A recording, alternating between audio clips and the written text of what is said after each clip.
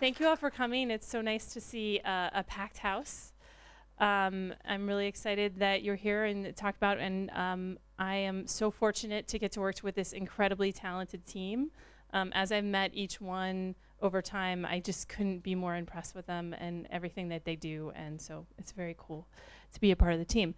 So today, I'm just want to give you a little bit of background into what UX can be for you. Okay.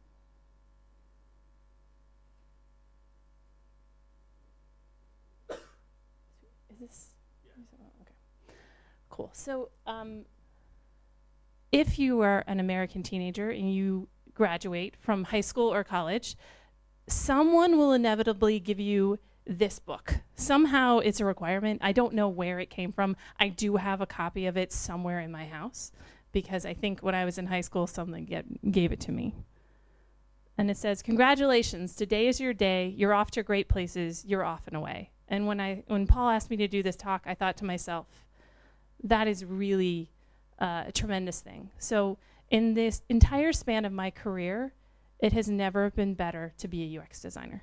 I spent most of the years first as a graphic designer, and then interaction designer, a UX designer, a UX director, a product manager, and leading both product management and UX teams. And I've had to spend all of those years fighting for UX. I would say that design is actually important and it's worth the investment. And if you make that investment, you will get a good return on it. And all of a sudden, everything is shifted. All of a sudden, clients are asking for UX. I do a lot of the sales support that we do. We have 55 active clients at 3Pillar and over 700 employees. And more you can see the trend has happened. And every new client that we're talking to, there's a strong interest in having design and incorporating what they do, and they're seeing the value. We're also seeing it in every major business publication. So Harvard Business Review is one of the preeminent in the world, and they have devoted a lot of coverage to design thinking and design roles and how design really helps companies differentiate. Tim Brown and others are topping the bestseller lists for business books with books about design. These people, some of them you may know, some of them may not, are some of the preeminent thinkers in the business world today. We've got Tim Kelly from IDEO, Johnny Ives from Apple, Julie Zhao from Facebook, Laura Klein, John Medea, who's from a major investment firm, and Indy Young, who has really influenced a lot of the UX research. So at this moment, it is a tremendous opportunity to take advantage of that, to be part of the conversation. And really, the work that you can do can touch into pretty much every aspect of basic everyday life. So in finance and financial services, this is work we did for a client to help them analyze investment portfolios. We've also done work with Capital One. It's a major bank in the US to help people be able to get loans and to set up their bank accounts. Education, this app that 3Pillar designed and developed is used by 10 million students a year to apply to university. So it's handling almost 5 million applications. 10 million users, 4.5 apps on average. So it really changes their ability to apply for college and start their careers effectively. In healthcare, we've done a lot of different things. This one is for the American Medical Association to help doctors enrich their careers by taking advantage of different opportunities. Media entertainment, 3Pillar for many, many years has been working with PBS to build all of their apps, working on over-the-top video, Apple TV, iPad, tablet, pretty much everything that they do, and it's a lot. We've built all of it. And so design touches every aspect of entertainment. And then the biggest emerging aspect of design is being able to make sense of data. There is a everyone is sitting on piles and piles of data and they're just stocking it away. And they think, wouldn't it be cool if we could do this? Wouldn't it be cool if that? But they can't make sense of it. They can't get the right information to the right person at the right time. And that's where designers come in, is to be able to find a way to make this data understandable and useful, and validating that in the marketplace. So there's not an aspect of technology or regular day life that design does not have an opportunity. So by going to a career in design, you can really improve people's lives and improve their experience. Because what's different from today than there was, 10 years ago is customers are in charge, right? The customer gets to make the decision about what products are going to be successful or not. They don't just have to deal with substandard products. They are demanding more. And even if you work on a product that's only going to get touched by internal users, well, those internal users are used to Facebook and Google products and Apple products, and they expect these things to work. And because customers are in charge, that's why there's so much a need for designers.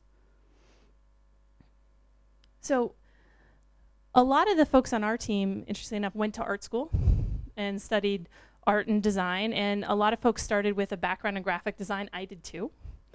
But graphic design isn't the be-all, end-all of design. There are a whole lot of different dimensions and things you can look at.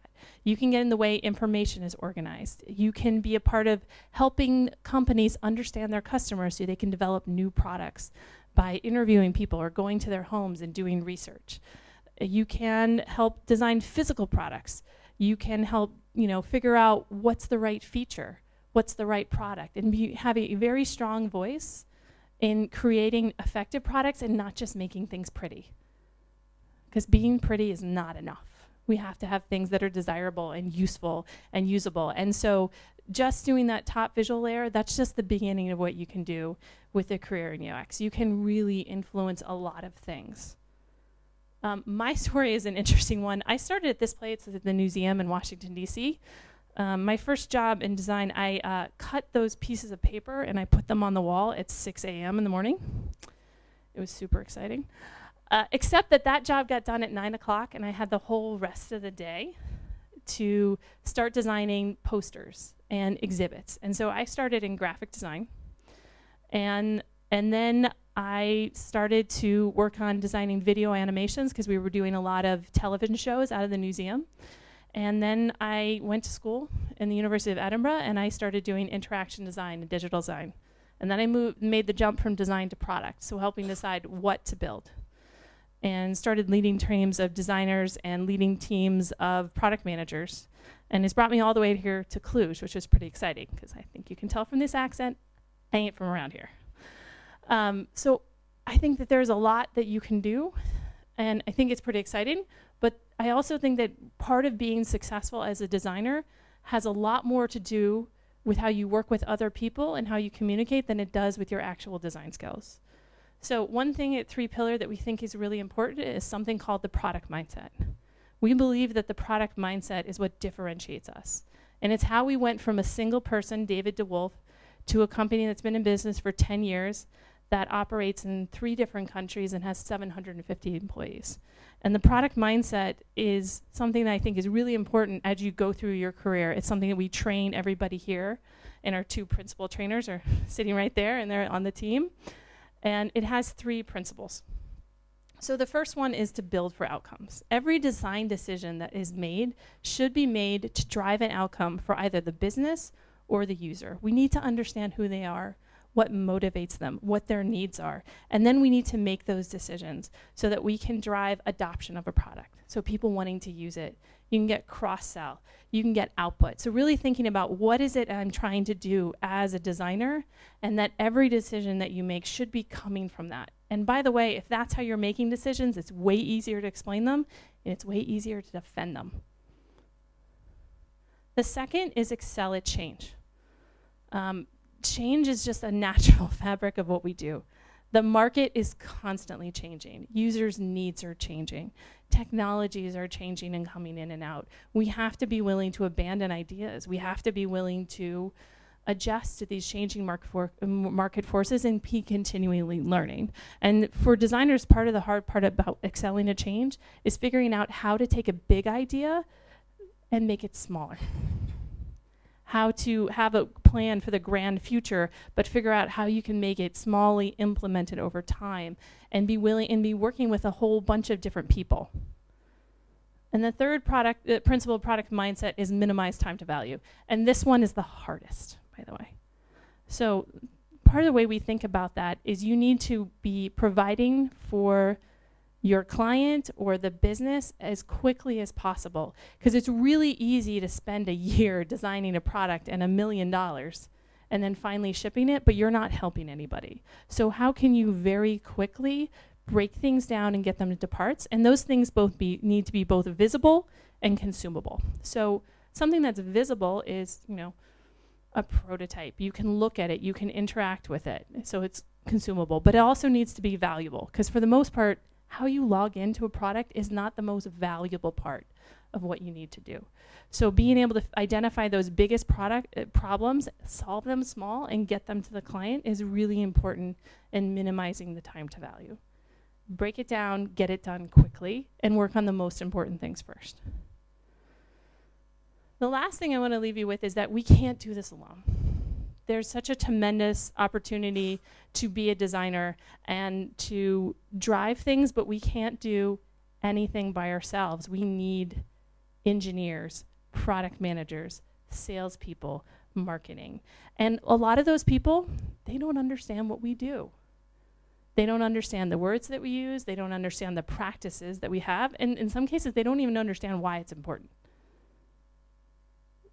And so a lot of what you have to do is wage a ground campaign, inch by inch, day by day, continually educating and working to bring people along through the process so that they can see it and understand it.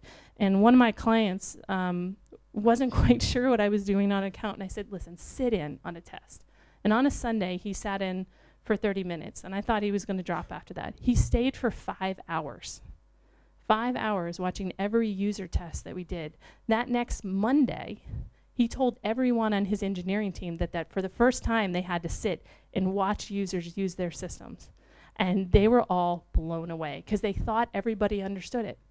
Because a lot of people, you build from your own perspective. Well, it makes perfect sense to you, but not to anybody else. And so you've got to spend the time and put in the energy and effort to whatever works to get people to understand what we do. We've got to understand it, and we've got to be willing to work with them, because our work is so visible. Whether you're a product manager or you're a designer, everything that you do can be scrutinized, and I know that can be hard, and you're going to get a lot of feedback your way, and some of it's not going to be pleasant. But by inviting people into the process and helping them participate, you will win them over. And you will be able to be successful. So congratulations, today is your day. You're off to great places, you're off and away. So finishing up with Dr. Seuss. So just to let you know, we are hiring for design. I'm pretty excited that 1 or 2 of our new team members are actually in the room who are going to be starting in the next couple of weeks with us.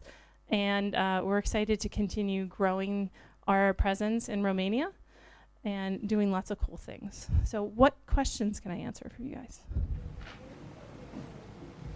Yeah. It's nice to meet you, Jessica. My name is Julian, and thank you for your presentation. And one of my questions is, what is your day-to-day challenge as a UX specialist? Okay, so Julian, nice to meet you too. Thanks for coming. And your question was, what are the day-to-day challenges of a UX specialist? A couple of them, I think, at least off the top of my head, is a lot of times you're trying to move quickly because you're usually working with an engineering team that's going to the day. So I was at a client site last week and spending time with them, did a lot of interviews and testing and trying to get things done. So you're always up against the clock. And that's one of the challenges, but that's also one of the opportunities, is that allows you to very quickly get things out there so you can get feedback. But what do you guys? Okay, they're being shy. So I think day-to-day challenges is turning things around quickly, getting access to users, because part of this is making sure that you're talking to real people who are going to use the thing, and that's consistently difficult. And sometimes people will tell you that we don't have time for that, right? In my case, the guy who I had sit down, I told him that I saved him $20,000 because he was about to build something that nobody wanted. And so that actually saves a lot of time and a lot of money. So the other thing is also you just have a lot of opinions, and being able to kind of gather opinions and synthesize them is one of the challenges. But I would say day to day, it's always you're always learning. That's the best part. You're always learning about a different business. You're always learning about a different customer. You're always being able to be creative and solve problems, both big and small, which I think makes up for the day-to-day challenges. Hi, thanks for sharing your experience. I am Juana. I don't have any idea about UX. It's like one of the first times I hear about it, and that's why I came here. Because I want to build a startup, and I'm glad that you mentioned product development, because I want to ask how important do you think UX is for a new product that is trying to get in a minimizing time to value environment to market? But yay, you just used product mindset principle, yes. Okay, thank you for coming. So the question was, how important is UX in a startup? So what I would say is I'm a big fan of the lean startup methodology that was created by Eric Ries. And that's based upon the idea that you start with a problem. You start with a person who has a... Okay, she gets bonus points because she has the actual book right there. So you start with a person who has a problem, and then you go through a series of experiments to figure out what the product is for that. I find that UX is really important to startups. I actually mentor startups at 1776 in Washington, D.C., so I talk to different startup founders all over the world with what they're doing. And one of the benefits of UX in a startup is it really helps you to be able to understand who you're creating this product for, so that you can move quickly towards getting that right product to market and creating an experience that's going to be really valuable. It's always going to be a balancing act in a startup, because you have to go fast because you only have so much money and time. But I would say having either collaborating with a designer or starting to learn some of the design methodology yourself, you're going to get a little taste of it later, is going to help you learn how to experiment well, and then learn from your experiments. You get closer and closer to bringing that product to market. A lot of people don't want to think about UX until they get very far down the path. And I think it's instrumental in defining what is that right product. And so, in fact, that's almost all the coaching I do with the mentors is trying to help them figure out their UX and what their product is. Hey, I'm a product manager, and I'm curious about how often are you asked to assess the revenue impact of your improved UX? Ooh, that's a good question. So we have a question from a product manager about how you assess the revenue impact of UX. How often? Not very. To be true. However, I think it's one of the missed opportunities in UX is to be able to quantify the outcome. So one of our bigger clients that we've had for many years, we were able to figure out how much time it was taking them to do something today, and then set that against a basic hourly rate and come back. And so it really got their attention. I think a lot of times in UX that we have tended to not be able to quantify things. And quantifying things is what gets it done with management. That gets a lot more attention and interest in the leaders in your company, is if you can quantify things. So especially in product management, one of the major focuses has been moved towards what we're calling data-informed decision-making, using a lot of metrics and data. In fact, I'm heavily investing in it this year to equip our product managers and BAs with more skills in how to figure out the data strategy, how to get the implementation done, and how to do dashboards and reporting on the back end, because I think it's so much a critical part of product management today. So I should probably mention the product managers are on my team too. So the techniques are industry research, you get some industry stats and standards, and the other ones are cost saves. Yeah, for the most part, it's easier to quantify a cost saving. It's also easier to look at what are the drivers of retention, especially in like a renewal-based business. So you have to kind of abstract a bit in order to get to the value of UX. It's a little messy, but I think it's worth spending the time. Also, particularly if you're trying to change people's minds, when you do user testing, as much as you can capture real-life quotes, for a lot of executives, they don't actually have any regular touch points with their customers, and they need to hear their customer's voice so that they're starting to think about them in the decision making. Because a lot of times they're making their decisions based on who they think that customer is or what they think they do, and because they're not interacting with them on any kind of regular basis, they're usually wrong. They may not want to admit it, they're usually wrong. So as much as you can get the customer's voice to them will help drive the right kind of decision making that you're looking for. Yeah, I was going to ask a similar question. How close do you work with your clients, and how hard it is to get buy-in to do the research? Because most of the time they don't give you access to their clients, and of course they already think they know everything about their business. That's a great question. So the question was, I'm repeating it for the video, is how often do you get access to your clients, and is there a lot of resistance to research? I would say it's a bit of a mixed bag. We have some clients who are, it's been a bit of a challenge, and other clients who are very open and excited about doing it. Every client who's had a taste of it wanted more. So if there's a way you can get them to agree to just a couple of people for just a couple of minutes, once they start to experience it and see the value of it, especially if they can be the ones sitting next to you when you're doing research, it's such an eye-opener. Every engineering team I've ever had sit in on a user test has just opened their eyes so much because of it. So in terms of making the case, sometimes, frankly, you need to not ask for permission. Go do the research. If you can't find their client, find somebody who's similar that you could interview, and to be able to get some information from them and bring it back to the client and show them. And that usually is helpful. I will say that more and more my conversations are shifting, where I used to have to argue hard for this.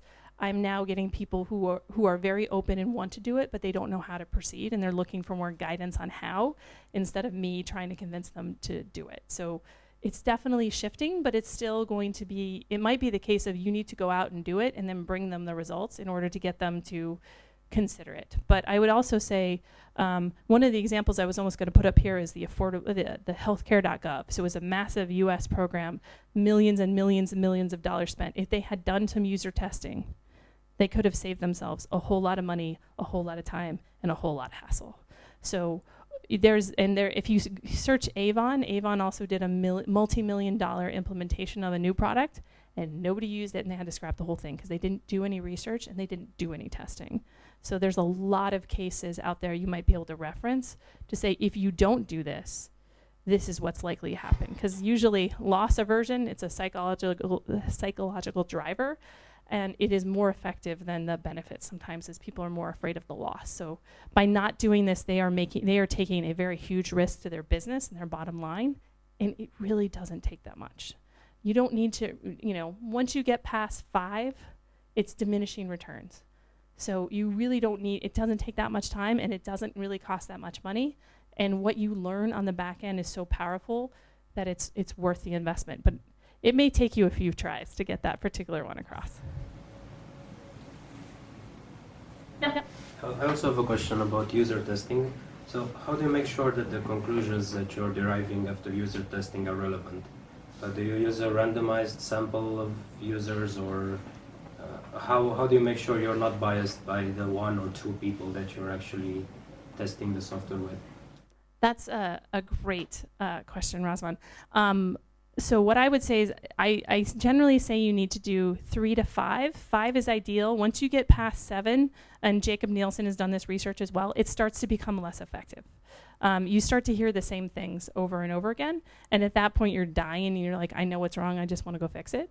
So typically what we like to do is schedule things, schedule 5 to 7 people, assuming that some will drop off, and you try to schedule them either every week or every other week, and then you can go and work on something and get feedback and then look at that feedback. So you try to make it small enough, what you're assessing, that you can do it with just a handful of people. So I would say once you get north of 5, it's diminishing returns kicks in really quickly. But as far as helping people not get stuck, inevitably you will have one person who will say something crazy that no one else will see. So you're looking for patterns. And ideally, if you can see a pattern in data and link it to a pattern that you saw in user interviews or user tests, then you can feel a lot more confident that you are hitting on the right things. But I would say a lot of people try to be too formal or too exhaustive in their research methods, and it's just diminishing returns. You're not going to see the value out of that, and it's going to be a lot harder to justify it. My recommendation would be to do smaller things more often, and that's going to increase your likelihood of success and able to keep up with the market pressures that are constantly asking you to deliver. So I'll be around afterwards if you want to ask any questions, but I'm going to turn it over to Paul.